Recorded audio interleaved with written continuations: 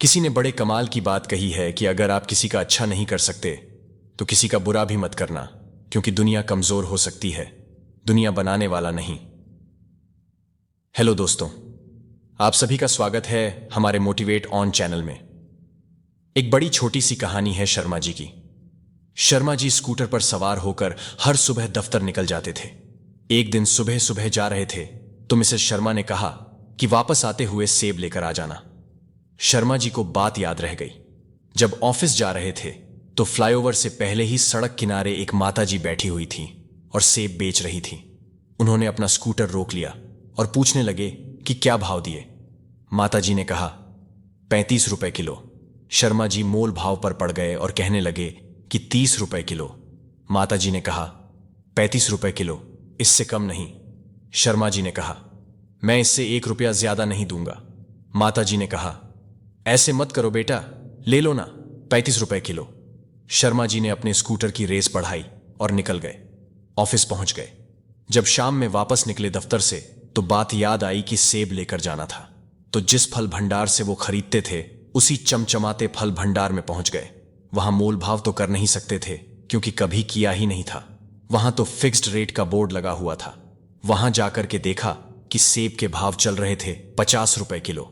शर्मा जी का दिमाग ठनक गया कि क्या बात हुई। वहां सड़क किनारे तो 35 रुपए किलो मिल रहा था और मैं मोल भाव कर रहा था।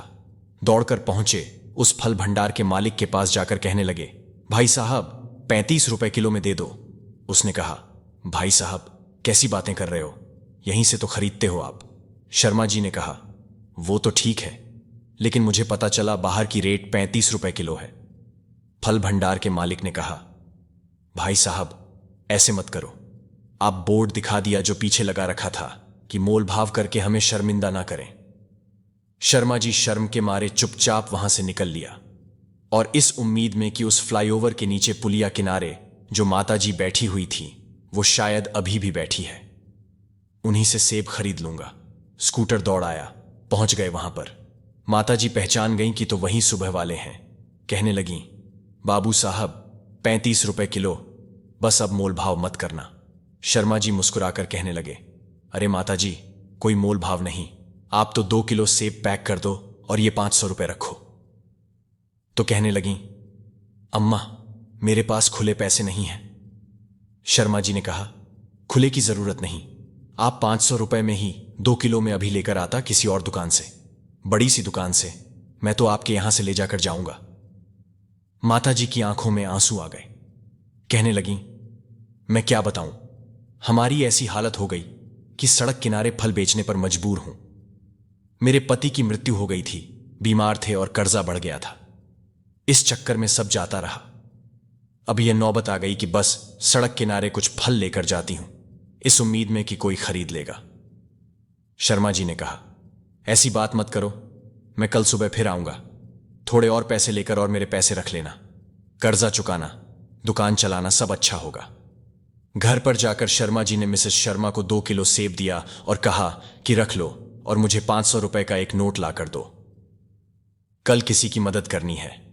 मैडम ने पूछा कि क्या हुआ, तो पूरी कहानी उन्हें सुनाई और कहने लगे कि हम पता नहीं क्यों मोल भाव करते हैं।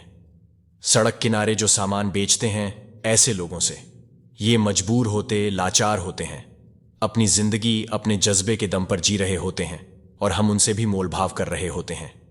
जब बड़े बड़े शोरूम में जाते हैं और पैसे देकर आ जाते हैं, पूछते भी नहीं हैं कि कितना क्या कैसे। शर्मा जी ने अगले दिन माताजी के पास पहुंचकर 500 रुपए का नोट देकर कहा माताजी कर्जा चुकाना शुरू करो और फल लाना शुरू करो मंडी से और अच्छे से दुकान जमाओ। माताजी कहने लगीं बेटा तुम्हारे 500 रुपए कैसे चुकाऊं। शर्मा जी ने कहा चुकाना नहीं है, मैं आपसे फल खरीदता रहूंगा, अब आप चिंता मत करो। ऑफिस जाकर शर्मा जी ने वही बात अपने साथियों को बताई तो उन्होंने भी कहा हम भी उन्हीं अम्मा जी से फल खरीदेंगे। धीरे धीरे ऑफिस के साथियों ने मिलकर पैसे इकट्ठा किए और एक ठेला गाड़ी माता जी को दे दी। बहुत छोटी सी कहानी जिसका सार यह समझाता है कि आप मदद करते चलिए, ऊपर वाला आपकी भी मदद करेगा। और ऐसे लोगों से मोल भाव करना बंद कीजिए जो अपने जज्बे के दम पर जिंदगी जी रहे होते हैं, क्योंकि हम लोग बड़े बड़े शोरूम में जाकर पैसा देकर आ जाते हैं, मोल भाव नहीं करते। हिम्मत नहीं होती हमारी, फिक्स्ड रेट का बोर्ड लगा होता है, लेकिन जो सड़क किनारे खड़े होते हैं उनसे मोल भाव जरूर कर रहे होते हैं। इस मानसिकता को बदलने की जरूरत है।